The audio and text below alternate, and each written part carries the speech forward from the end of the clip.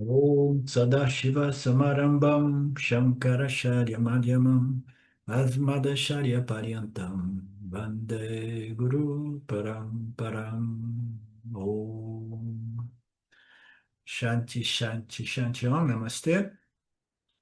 Bem-vindo de volta, segundo segmento da nossa classe de sábado. Se dizia que uma vez essa transformação interior tem ocorrido, né? De modo que o indivíduo possa passar por todos os papéis, né, inerentes à nossa identidade, à nossa personalidade humana, né? Então, o indivíduo, através de uma transformação interior, ele consegue desempenhar tais papéis sem criar confusão e conflito, né? Assumindo os papéis sem resistência. Preferências podem existir, e existe uma preferência de alguns de permanecer o tanto quanto possível sós, né? A solidão, uma solidão que começa a ser experimentada com mais prazer e satisfação na medida que o indivíduo ele vai se tornando mais e mais sábio, né? Uma das coisas mais comuns e reais neste processo de elevação, o crescimento espiritual, é que quanto mais nós crescemos, mais sós nós permanecemos e permaneceremos, tá? Muito embora a gente tenha a capacidade de assumir papéis e tolerar associações que não são muito positivas, né? Mas algumas das pessoas, né, mais cedo ou mais tarde, a maioria das pessoas abandona associações que não sejam positivas. E aí, como consequência, o indivíduo ele começa a ficar mais só. Isso pode assustar no início, mas o indivíduo ele não fica mal por estar só, porque ele começa a desfrutar do néctar interior, aquela paz, aquela satisfação, aquela alegria interior, né? Que não depende de associações, muito menos, né, associações que não são realmente superiores ou elevadas. Então, o sábio ele sempre permanece mais só, mais felizmente, alegremente só, né, sem se envolver muito com papéis que não sejam necessários. O Yanni não tem renascimento, nós vimos isso. Eu sou o Atma, eu sou a consciência Purusha. Eu nunca tive nem o primeiro nascimento, que dirá próximo nascimento, né? Então, eu coloquei para vocês que a nossa natureza aparente, a nossa natureza Prakriti tem nascimento, tem morte, tem renascimento, a menos que um dia, né, a nossa alma individual esteja realmente satisfeita e não requer mais, não pede mais uma outra experiência em dualidade, né? Então, isso aí é um conceito de que Ishvara é o facilitador, ele concede a nós a possibilidade de um retorno, né? De novo e de novo. Ah, não, parece uma tirania que a gente volta de novo e de novo. Aí existe todo tipo de teorias por aí no mundo do esoterismo, no mundo das conspirações, né?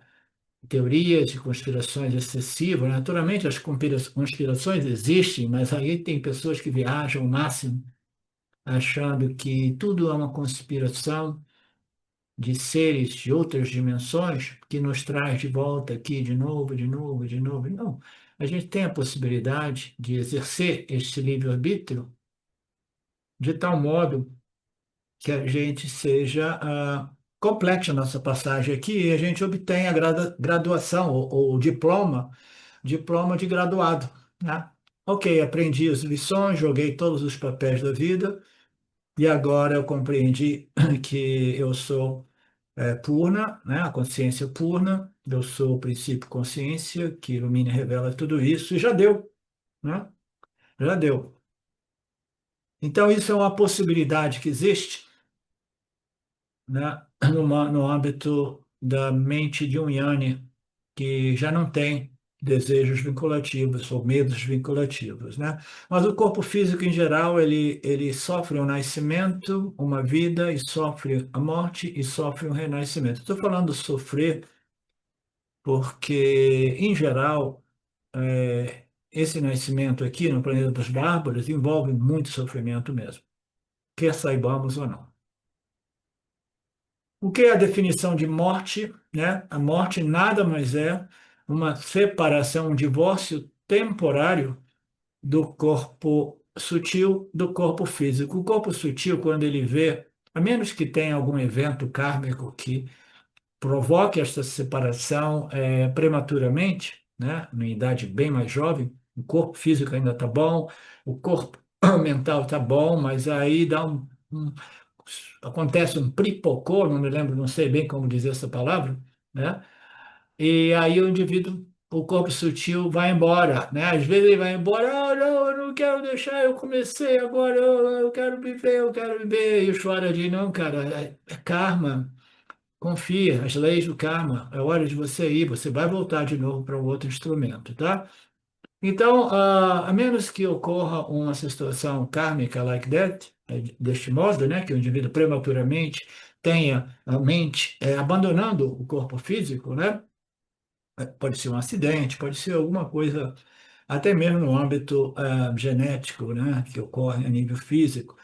Então, a mente se separa do corpo físico, isso é o que significa morte.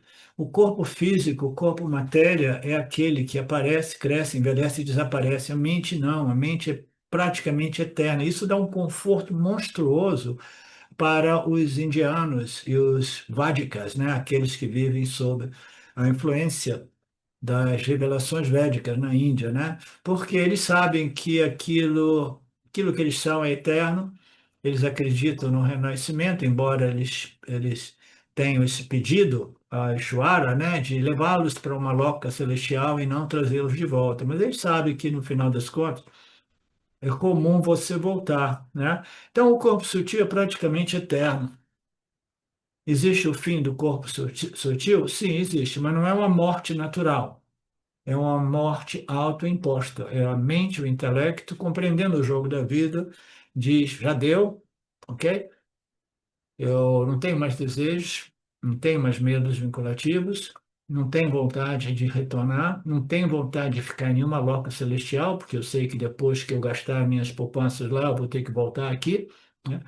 Então, essa alma individual, ela tem a opção, né, de estabelecer esse conhecimento e este vairagya, essa positivo desinteresse pela vida em dualidade como a experimentamos aqui. E também em outras locas sutis, como a dualidade que experimentamos no, através do corpo, o corpo do sonhador, no mundo do sonhador. Então, essa separação ela é inevitável, ela ocorre. Agora, nesse momento, a mente e o corpo de material estão juntos, portanto, se diz que o cara está vivo. Não, o corpo físico está vivo, está sendo vivificado por quem? Pelo corpo sutil. O corpo sutil é que vivifica e anima, mas o corpo sutil ele é vivificado e animado, digamos assim, ele é abençoado por Purusha, consciência.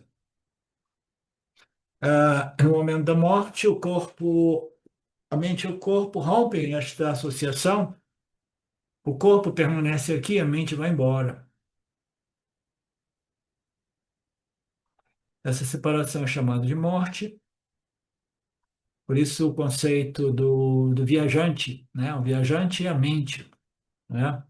Sukshma Sharira, esse corpo sutil que viaja eternamente passando por novos corpos de novo e de novo e de novo, né? Este é o conceito. As novas associações são chamadas de nascimento, ou renascimento, e a dissociação é chamada de morte. A mente, e a mente? A mente, ela é Purusha ou Prakriti. Nós já vimos isso, naturalmente, todos nós sabemos como responder essa questão do Swamiji. A mente também é Prakriti, tá? Então, é a mente Prakriti que vivifica e anima o corpo físico. Se a mente sair fora, o corpo físico simplesmente deixa de estar vivo, né? Ele morre, ele começa a se decompor. Os pranas não estão ali mantendo vivo essa construção misteriosa, incrível, como toda a configuração dos jivas, de todos os gênios, né? Inteligentemente desenhado, mas os pranas desenhados inteligentemente têm que estar ali. Por isso, a associação da respiração, como se a respiração fosse a verdade última, porque a respiração ela é desenhada, no momento que ela entra no nosso sistema fisiológico, ela é desenhada para sustentar os cinco sistemas autônomos que nos mantêm vivos e sadios, né? Então, que história é essa? Então, eu pensava que a consciência é que me mantivesse vivo. Não, o que mantém vivo você é o corpo sutil. Mas o corpo sutil, ele é puro ou prakriti? É prakriti. Como é que pode ser uma coisa material, vivificar outra coisa material? Sim, você precisa de um instrumento sutil para vivificar o seu corpo denso, físico, material, tá? Então, é um instrumento vivificando o outro. Naturalmente, a consciência, ela precisa estar por trás de tudo isso, tá? Porque a consciência é a única forma, a única fonte de senciência, tá? De consciência, de existência. Então, Swami aqui utilizou um conceito dizendo, digamos que seja um prakriti sutil, um prakriti denso, ele chamou o sutil de um, o prakriti dois, matéria, por exemplo, né? São duas formas de prakriti. Então, essas duas formas de prakriti, quando eles vão para o altar e declaram amor eterno, dizem que eles vão viver junto para sempre, né? Como nos casamentos entre as pessoas, né? Então, eles estão lá, aí essa cerimônia de associação é estabelecida, né? Mas aí depois, um dia, o corpo sutil, né, ele olha para aquele corpo físico velho, né, mais ou menos como no caso dos humanos, né? Um dos parceiros olha assim, nossa, meu parceiro ficou muito velho, né? Eu vou procurar um parceiro ou uma parceira mais jovem, né? Mesma coisa, o corpo sutil olha para aquele corpo velho e diz assim, nossa, eu já não estou me divertindo mais neste mundo, porque esse instrumento ficou velho, como dizem aqui na roça, né? Então ele vai deixar o corpo velho.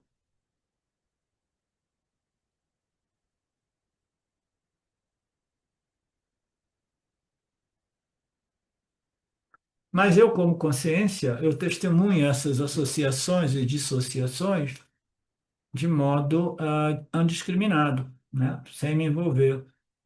Não existe o primeiro nascimento para aquilo que eu sou, como Satya ou Purusha. Então, não existe realmente renascimento para mim como Purusha. A respeito da minha natureza Prakriti, né? Eu deixo tudo isso por conta de Shwara, como eu já disse antes, né? Esta sabedoria é chamada de moksha, e esse moksha liberta o indivíduo da problemática do samsara. E as escrituras dizem, liberta o indivíduo do renascimento, tá?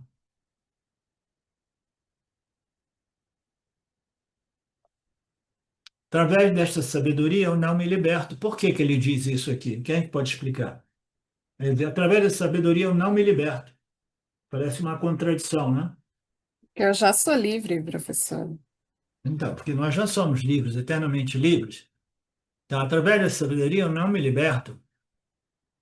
Através desta sabedoria, eu reconheço o fato de que eu sempre fui livre, né? E que sempre serei livre como em minha real natureza, né? Depende da minha identificação, da definição que eu tenho de mim mesmo. Eu sou incapaz de estar preso ou escravo, né? Depois desse conhecimento, o que ocorre é o quê? Eu simplesmente reconheço, internalizo e assumo a minha natureza purusha.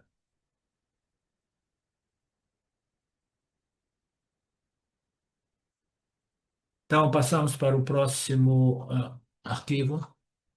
Swami faz uma revisão rápida.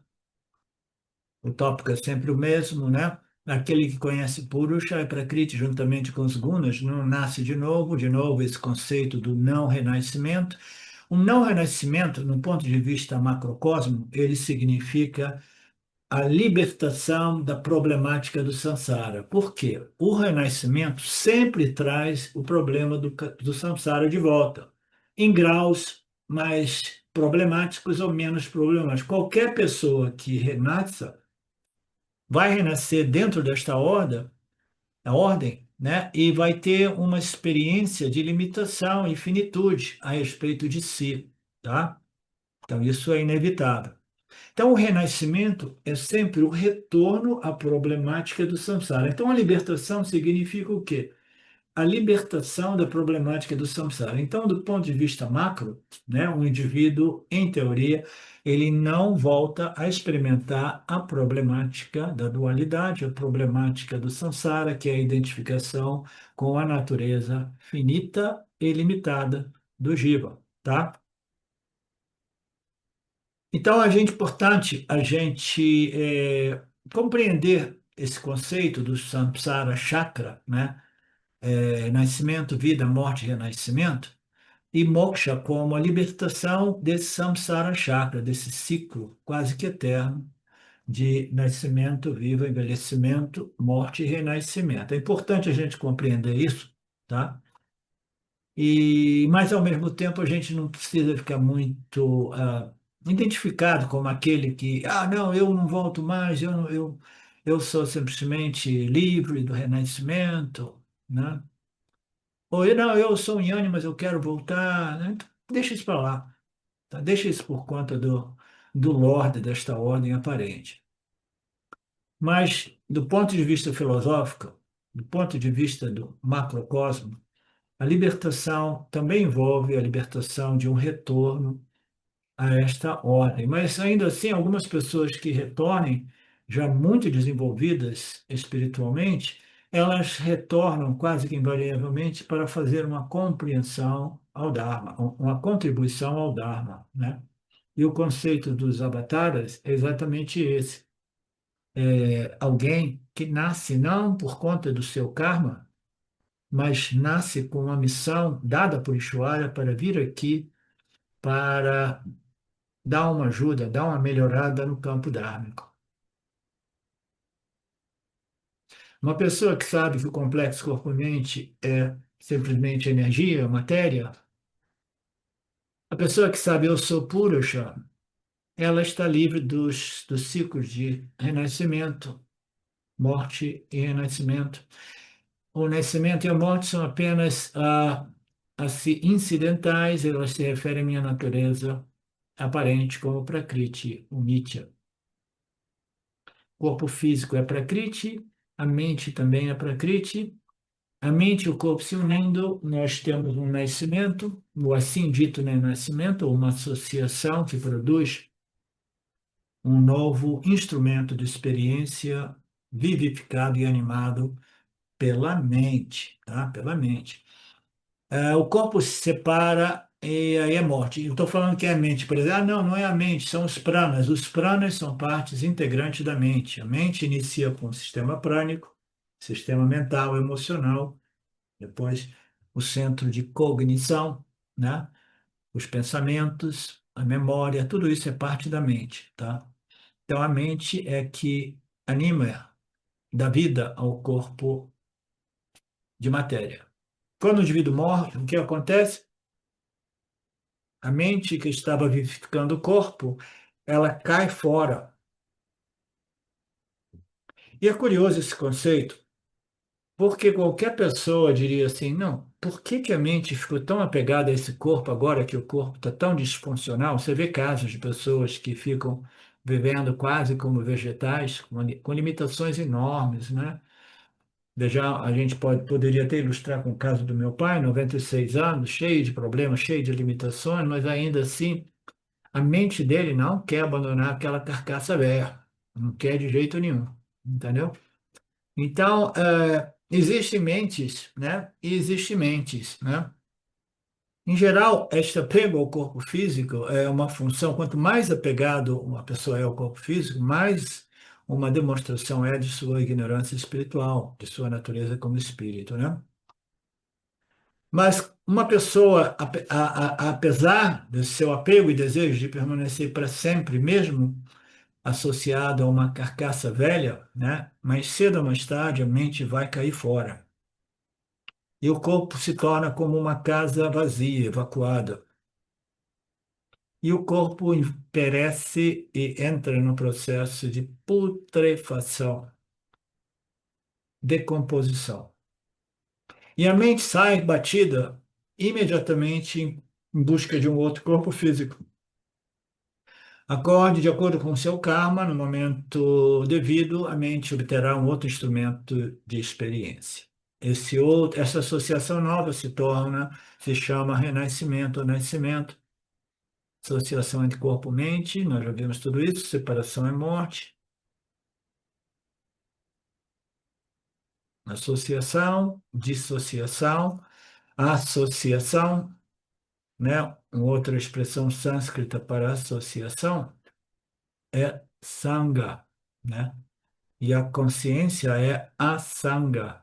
Purusha é asanga, é livre de qualquer associação. Então, quem que se associa? A mente se associa com o corpo material, tá? Tudo isso ocorre no nível do Prakriti. Associação, dissociação somente ocorre no âmbito do Prakriti, porque a consciência, Purusha, é livre de associações. Por que que ela é livre de associações? Porque se existe somente a consciência, um sem o segundo.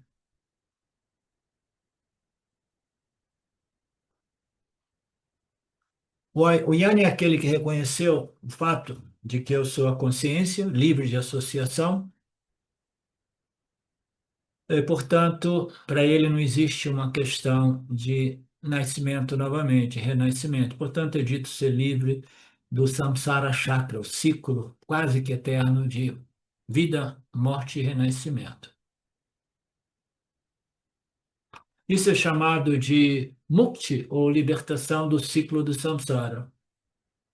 Jiva mukta, jiva mukti, né? O Yani. Esse termo Jivamukti é em relação à associação ou dissociação com o corpo físico. Jivamukti é aquele que se libertou desta associação enquanto ainda encarnado. Tá? Depois tem o outro conceito que não aparece aqui, do Videha Mukti, é aquele que ele simplesmente se libertou da associação com o corpo Prakriti quando já desencarnado, desassociado do corpo físico. Não me pergunte como, onde e por quê, mas existe o conceito do Videha Mukti. Tá?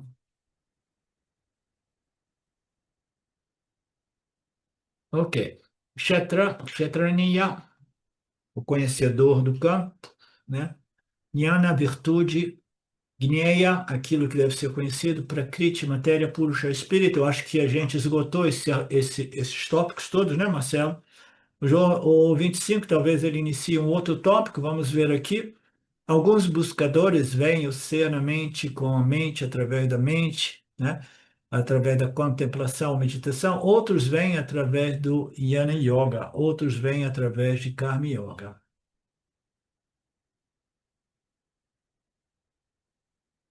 Então, esse conceito de ver o ser na mente com a mente, ele é mais facilmente descrito em língua inglesa. Porque o ser, a consciência, o ser é referida como self, né? Então, o Jiva self, né? O self do Jiva, vê o self através dele, himself. Himself significa eu, Jiva, a minha capacidade cognitiva, o intelecto. Então, tudo ocorre dentro do intelecto. O buscador, através do intelecto, ele consegue ver o ser dentro do âmbito do seu intelecto, através de quê? De contemplações dentro do intelecto durante a meditação. E outros, eles entram em contato com esse conhecimento através do Jnana Yoga, tá? Então, um é o caminho do conhecimento, o Jnana Yoga, os Upanishads, outros faz uma meditação profunda, e outros até mesmo através do Karma Yoga. Então, aqui ele está apresentando as três etapas neste processo de autoconhecimento, né? A meditação, que nós nos referimos a essa como Upasana, né? A Yana Yoga, que é o Shravana Manana Nididhyasana, e o Karma Yoga, que vai preparar, refinar, purificar a mente para que ela possa ser capaz de meditar realmente, né? Fazer essa meditação, a meditação buscando realmente compreender o ser, o eu, a natureza do ego, a natureza do intelecto, né? E o Yana Yoga e o Karma Yoga, né? Então, é mais ou menos isso que este verso se refere, tá? E o desdobramento a gente vai aproveitar, a gente vai surfar neles aqui. Só me diz alguma coisa sobre os próximos versos que lida com Jnana Sadhana e Jnana Pala. So, o próximo tópico aqui são as sadhanas, ok? As sadhanas, os esforços, as práticas, né? Em torno ao conhecimento e os frutos deste conhecimento. E nós sabemos muito bem quais são as disciplinas preparatórias. Aqui o Swami, aqui Krishnaji, ele colocou o Kama Yoga por último, o Yana Yoga do meio, né? E o Passana no início, né? Ele modificou a sequência sugerida, né? Que é Kama Yoga primeiro, depois o Passana e depois Yana Yoga.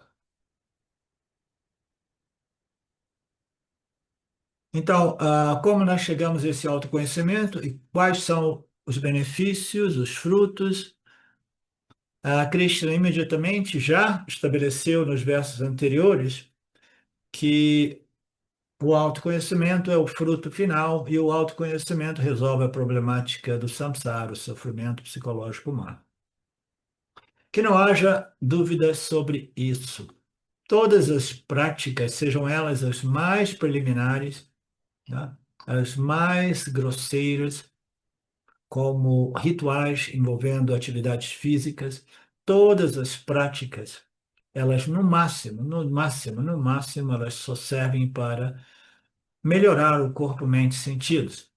Mas para obter o autoconhecimento, somente o Yana Yoga entrega, tá?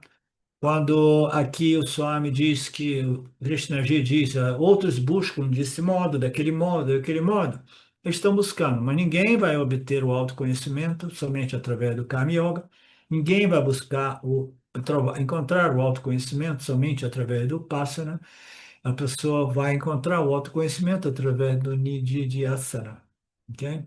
Shravana, Manana, Nididhyasana.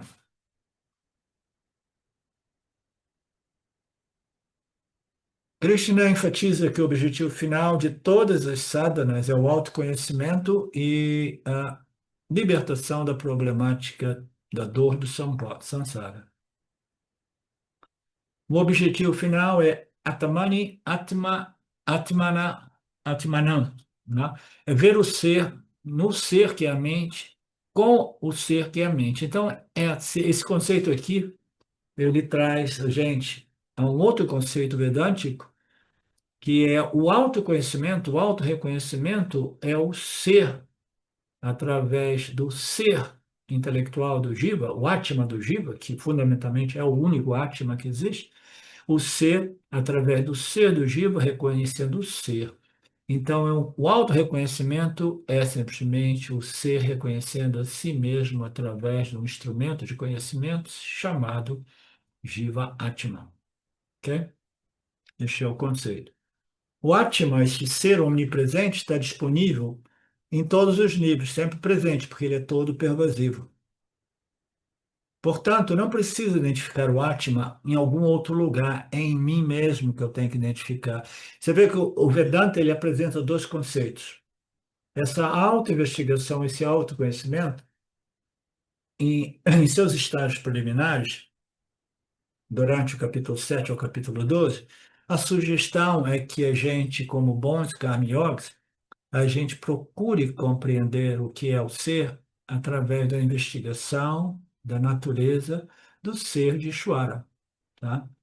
Então, nós vamos querer compreender a natureza de Deus, porque no final dos Vedas, do Kama Yoga, do Bhagavad Gita, nós temos as declarações que o Atma do Jiva é idêntico ao Atma de Ishvara, que é idêntico ao Atma de Brahman. Então, o objetivo para que o ego não se altere muito, não comece a viajar, tente compreender a natureza do Lorde, porque tentando compreender a natureza do Lorde, o ego vai desenvolvendo aquelas virtudes que favorecerão ele a realmente compreender a natureza do seu próprio ser, uma vez ele entra em contato com essas declarações de identidade. Existe somente um Atma, ele é idêntico com o Atma de Jagata, o Atma de Ishvara, o Atma de Brahman e, naturalmente, o Atma do Jiva, que é parte integrante do Jagata, né? Aqui nós estamos vendo o caminho do autoconhecimento direto, como se o ser estivesse através da sua existência como consciência refletida, investigando a natureza do ser, né? E no final das contas, o ser, né, descobre a si mesmo a partir de si mesmo, naturalmente através de um instrumento de conhecimento, porque não existe conhecimento para Brahman se ele não tiver um instrumento de conhecimento. O instrumento de conhecimento é o corpo, mente e sentidos do jiva humano, pelo menos neste planeta. Tenho que descobrir o Atma em mim mesmo, portanto, Atmani significa dentro de mim mesmo, em mim mesmo significa dentro de mim mesmo, no espaço do coração, que é o outro nome dado para o intelecto humano, a joia suprema, né, do Jiva Atma. Como vimos no Taittiriya Upanishad, aquele que conhece Brahman, agora voltou, conhece Brahman, alcança o supremo estado, né? Ele conheceu o ser, e é o mesmo ser que brilha no intelecto humano como Aham, né? Aquele que conhece Brahman alcança esse estado supremo. O seguinte verso expressa o mesmo conceito. Brahman é verdade, conhecimento, é o infinito, é a ilimitação daquele que percebe este Brahman, aonde? Brilhando no intelecto humano. Esse conceito do coração, ele causa confusão. Coração não se refere ao nosso centro sentimental ou emocional, mas se refere ao centro mais refinado, mais importante da nossa construção humana, que é o intelecto humano, tá? Ele percebe o ser em si mesmo, né, nas profundezas do coração, é uma linguagem mais poética, ou então neste puro brilho que ocorre no intelecto humano, condicionado por muito Sattvaguna. A verdade, a clareza, né, é revelada para um intelecto muito bem refinado. E no mais elevado, a caixa desfruta de todos os desejos em união com o onisciente Brahman. Mais elevado espaço que existe, né? De novo, fazendo um paralelo entre Brahman e o espaço todo pervasivo. O espaço é todo pervasivo dentro do âmbito de Mitya. Brahman é livre, independente de Mitya. Mitya não é nada comparado à vastidão de Brahman. Mas ele, no mais elevado tipo de princípio pervasivo, a caixa é um princípio, no mais elevado princípio pervasivo, né, desfruta de todos os desejos em união com o onisciente Brahman. Tá? Então, este é o caso do indivíduo que foi bem sucedido neste processo. Aqueles que veem ou sabem Atmanan, veem o ser, Atmanan significa Satchitananda. Atma, então, o primeiro Atmani, dentro de si mesmo, se refere ao espaço do coração. O segundo, Atmanan, não se refere ao espaço do coração. A palavra aqui significa Satchitananda Brahman. Isso aqui fica um pouco confuso. O Swami, ele ficou bem preso nesses conceitos aqui, tá? Então, é simplesmente o ser aparente, o ser refletido, ou projetado, ou configurado pelos Gunas de Maia, né? Ele percebe o ser real, né, dentro de sua própria configuração Mitya, né? Então, é o ser, através do ser intelectual que ele reconhece o ser real, absoluto, dentro do âmbito do ser aparente. Assim, o buscador tem que reconhecer o ser em seu próprio ser intelectual, que é o coração, visto aqui. E qual instrumento uma pessoa deve obter esse conhecimento? Um instrumento é o coração, que é o intelecto, a mente. Então, são três símbolos do ser. Eu sei que ficou confuso, Swami diz, né? Então, o Atma, primeiro caso Atma, segundo caso Atma, terceiro caso Atma.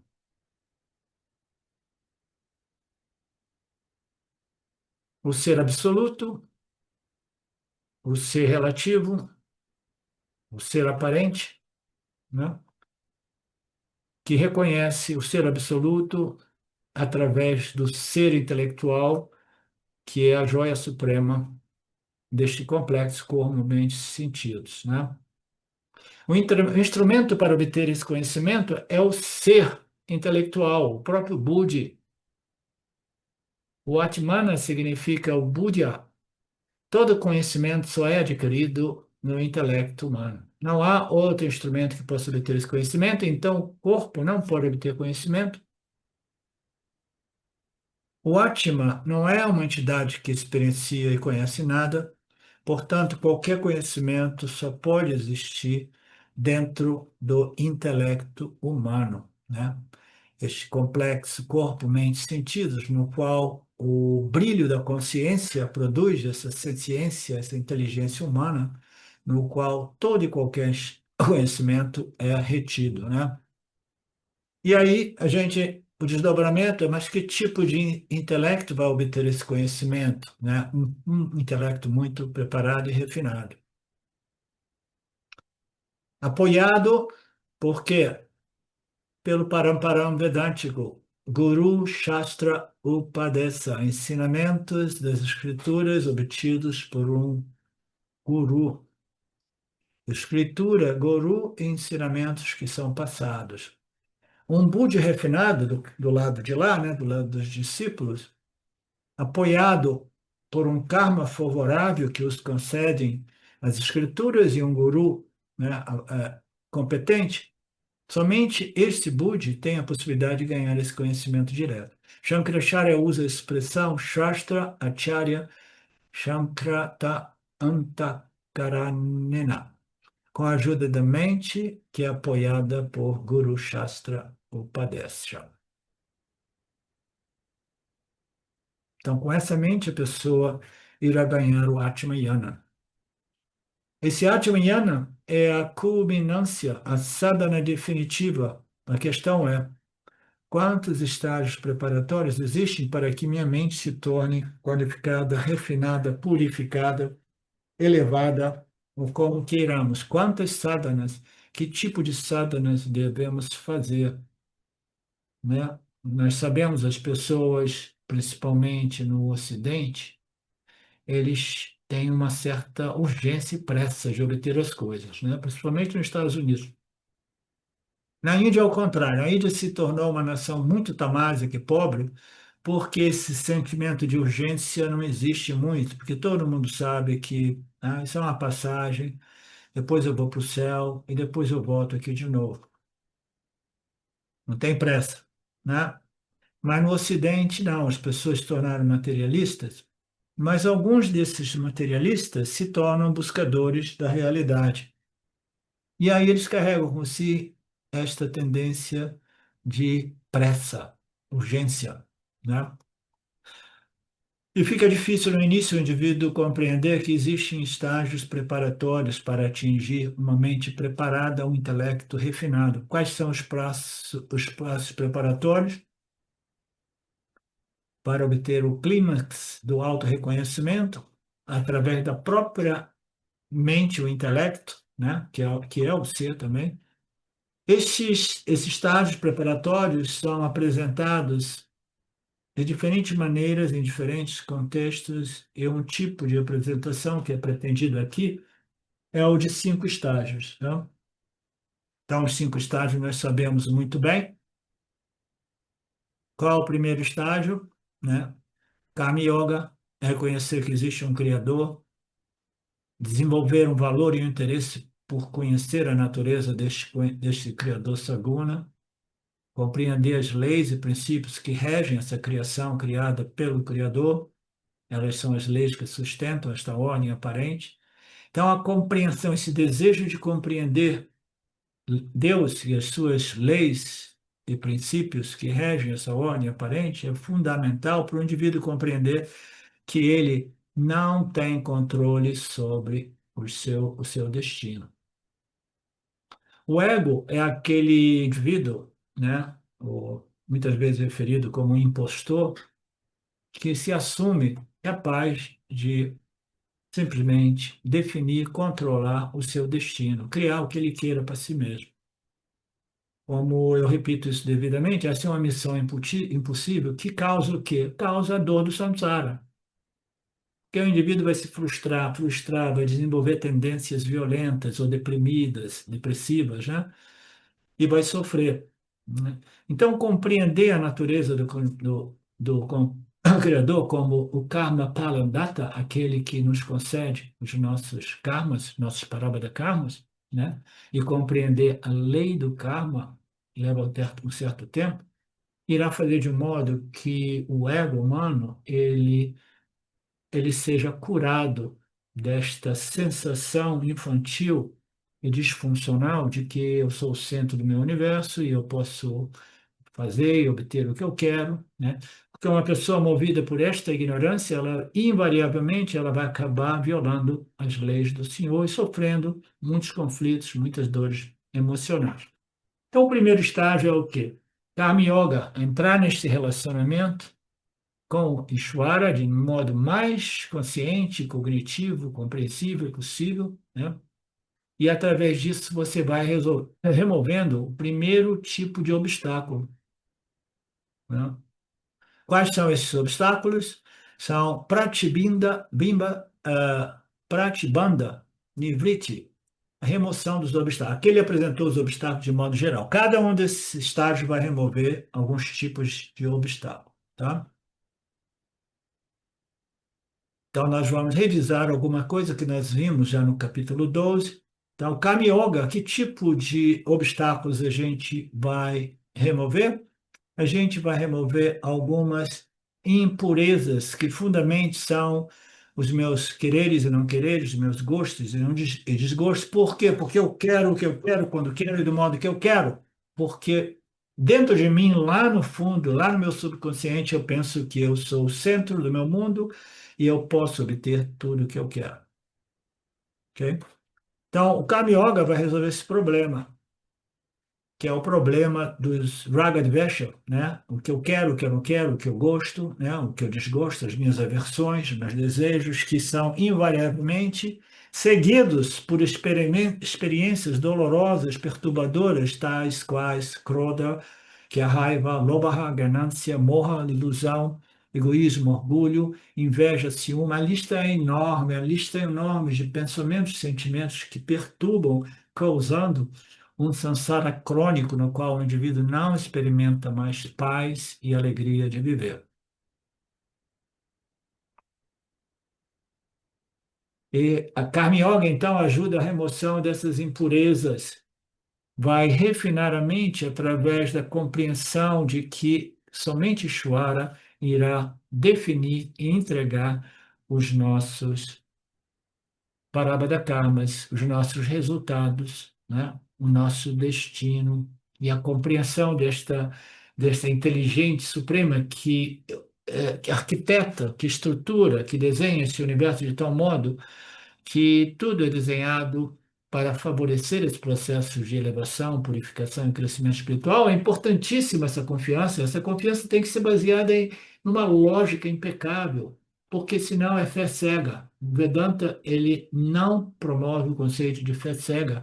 Tem que compreender essa inteligência, o modo qual ela está presente em tudo, E como existem leis e princípios no mundo físico, químico, etc., existe também no que tange às leis espirituais e as leis psicológicas, emocionais. Então, nós precisamos compreender essas leis espirituais, e quando eu falo de leis psicológicas, é a lei do karma. Tá? A gente tem um certo poder, né, de observar o Dharma e apresentar as nossas respostas em harmonia com essas leis de Deus, esses princípios de Deus. A gente tem um certo poder, mas a ignorância humana é muito profundamente arraigada. Então, aqui e ali, as minhas ações, elas não serão em harmonia com esses princípios e leis, tá? A gente tem que compreender as limitações que nós temos e a gente tem que ser gentil com nós mesmos, tá? Jamais nos punir, jamais nos sentirmos derrotados, porque essa ignorância é profunda. Então, o Kama Yoga vai ajudar, né, eu compreender que somente Ishvara realmente concede tudo isso e para o nosso próprio bem, né? Voltando para o tema, é um desenho fato de tal modo que a gente possa conectar os pontos entre as minhas atitudes, palavras e ações e o que eu estou colhendo. E aí, devagarzinho, eu vou começar a inferir, compreender que talvez eu não esteja vivendo em harmonia com as leis de Deus, entendeu? Então, isso é o que o Karma Yoga faz, a remoção dessas impurezas e vai trazendo uma purificação, um refinamento da mente, tá? Como consequência. O próximo estágio de sadhana é o passana. É a meditação sobre Saguna e Ishvara. O Passana é meditação sobre a natureza de Saguna. Por quê? O Passana não é meditação? Poderia ser meditação sobre qualquer outra coisa? Não. No Vedanta, a meditação tem que sempre utilizar um símbolo de Ishvara, um aspecto de Ishvara, né? Por quê? Porque nós queremos realmente compreender a natureza de Ishvara. Mas por quê? Porque Ishvara é aquele que nos concede os nossos destinos, os nossos parábados, e a gente tem que aprender a aceitar eles como prasada. Para isso, a gente tem que compreender profundamente a natureza desse Ishvara. Então, a gente vai utilizar símbolos de Ishvara. No início, é uma fotografia de Krishna que só serve para focar a mente. Mas a meditação, o Passana Vedântica, não é só com propósito de foco, é foco e expansão da mente na medida que ela vai compreendendo sempre mais a natureza desta inteligência suprema. A gente vai desenvolvendo mais confiança de que este é um ser benigno que nos está concedendo muitos parábolas dolorosos, mas sempre desenhados para a nossa elevação, purificação espiritual. Tá? Então, vai remover todas essas impurezas e vai refinar a mente. Então, o próximo estágio de sadhana é o Passana, meditação sobre Saguna Ishvara. Este Passana ajuda na remoção do próximo obstáculo. Qual é o próximo obstáculo? A falta de foco, né? Nós vivemos um mundo com tantos estímulos nos bombardando o tempo todo, e as pessoas vão desenvolvendo uma incapacidade de permanecer focalizado num único objeto de pensamento. Não. Então, a mente se torna o quê? Extrovertida, ou extroversa, né? Vikshepa, essa extroversão da mente, que fica pulando daqui para ali, daqui para ali, daqui para ali. Você precisa, se você quiser compreender a natureza de Saguna e Ishvara, você tem que ter uma mente que não fica pulando de galho em galho que nem um macaco, né? Então, você precisa de neutralizar essa tendência de extroversão da mente, utilizando um símbolo. Uma vez a mente esteja mais focada, mais presente em seu objeto de meditação, o mesmo pássaro vai produzir um outro benefício. Que agora que a mente está focada, agora eu estou compreendendo mais profundamente a natureza dessa inteligência suprema, porque eu estou ali meditando nos atributos dessa inteligência suprema e o modo qual ele se manifesta como inteligência suprema e o porquê que eu preciso realmente aceitar o que essa inteligência suprema me manda como uma grande oportunidade. como prasada. Ok?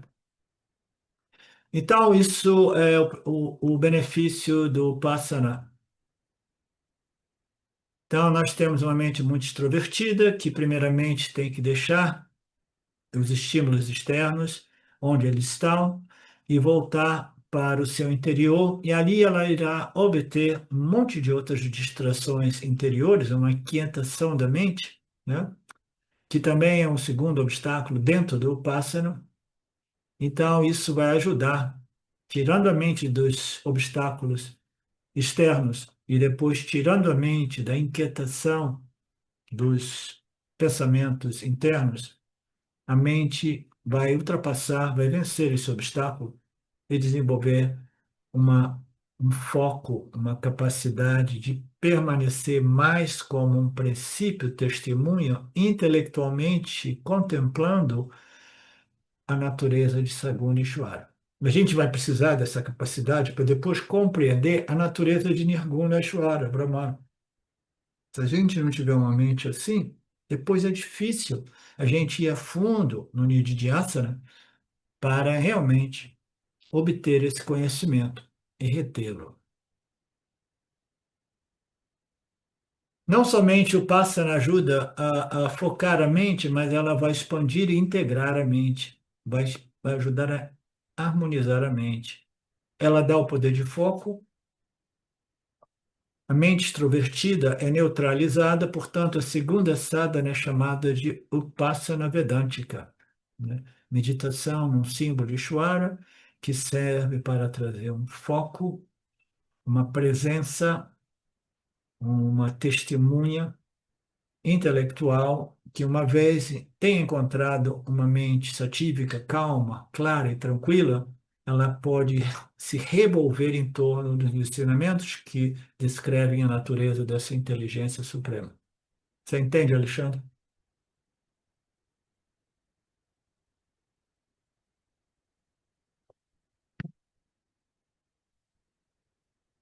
É fácil? Não. É para raros indivíduos. Raros indivíduos. Até mesmo entrar no âmbito do Karma Yoga e Vipassana, é, é raro você encontrar uma pessoa preparada para Karma Yoga e Vipassana. Portanto, a segunda sadhana é chamada Upassana. Remoção de todas as impurezas, né? Todos esses malans, né? Malavriti, pensamentos impuros, sentimentos impuros, perturbações.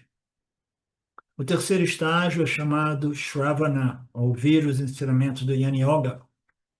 Estudar sistematicamente, consistentemente as escrituras dos Upanishads, representadas por um competente acharya, um professor competente.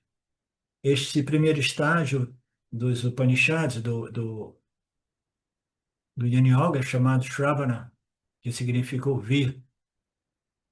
O que que esse conhecimento vai fazer? Não, esse conhecimento pressupõe que você já tenha removido a maior parte daqueles malandritis, aquelas impurezas, aqueles extrovertimentos, aquelas agitações mentais, emocionais, tudo aquilo já foi limpado, limpo, né? Então, agora, o que que você vai obter? O que que você vai, né, eliminar? O que que você vai neutralizar ou remover? Agora, você não vai tratar das impurezas, apesar de que o Shravana Manana de Dhyasa continua causando uma purificação enorme. Eu costumo colocar sempre isso. Não é que somente o Karma, Dharma e o Upasana vai causar a purificação. Quando você entra no âmbito do Nididhyasana, do Vedanta, Shravana, Manana, Nididhyasana, né?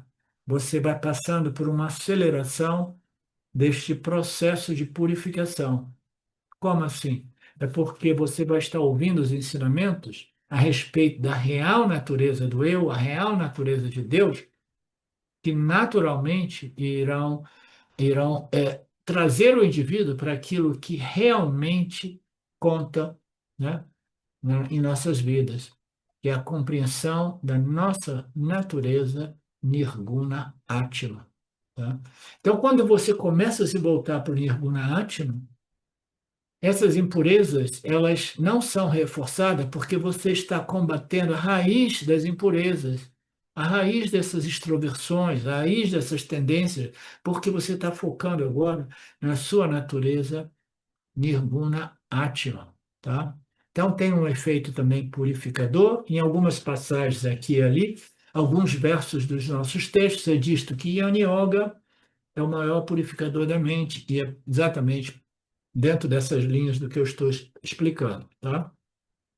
O terceiro obstáculo é Jnana, e ele é removido através do Shravana. Você vai submeter o intelecto aos conhecimentos da realidade, e isso vai remover ou neutralizar a ignorância a respeito da natureza da realidade.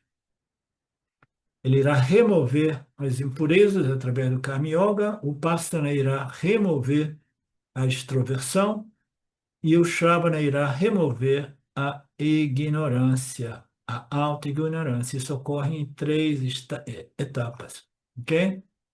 Passou rápido a aula de hoje. Om Purnamada Purnamidam Purnamudachyate Purnasya Purnamadaya Purnameva Vashishyate Om Shanti Shanti Shanti Om Namastê. Saudações. Eu quero aqui deixar um pequeno testemunho. Através do estudo do Vedanta, com os ensinamentos sendo esclarecidos especificamente pelo professor Arlindo Nagar, foram canceladas em mim algumas noções que eram relacionadas com a ideia que eu tinha a respeito de alcançar algo que representasse uma grande realização espiritual. Então o Vedanta fez com que, pela compreensão, a minha mente ela abandonasse o papel de buscador espiritual. E isso para mim foi um marco inicial para uma outra relação com o processo de desenvolvimento espiritual, do qual, saibamos disso bem ou mal, é um processo que fundamenta a vida de todos nós. E eu digo isso para estimular todos aqueles que chegam no Vedanta Brasil e entendem que podem se beneficiar da profunda imersão direcionada para o autoconhecimento que é promovida nesse grupo de estudos, que é um grupo que existe graças ao trabalho altruísta do professor Arlindo Nagar, suportado também pelo trabalho voluntário de pessoas que contribuem para a manutenção do grupo de diversas maneiras. E entre as várias formas de contribuir com esse trabalho, as contribuições regulares em dinheiro, elas são necessárias. Então, se você se beneficia do trabalho desenvolvido no Grupo de Estudos Vedanta Brasil, faça uma contribuição. Qualquer quantia é muito bem-vinda. As informações para transferências em dinheiro ficam disponíveis na seção Avisos do nosso grupo no Facebook e serão colocadas na descrição desse vídeo aqui também. Namaskaras.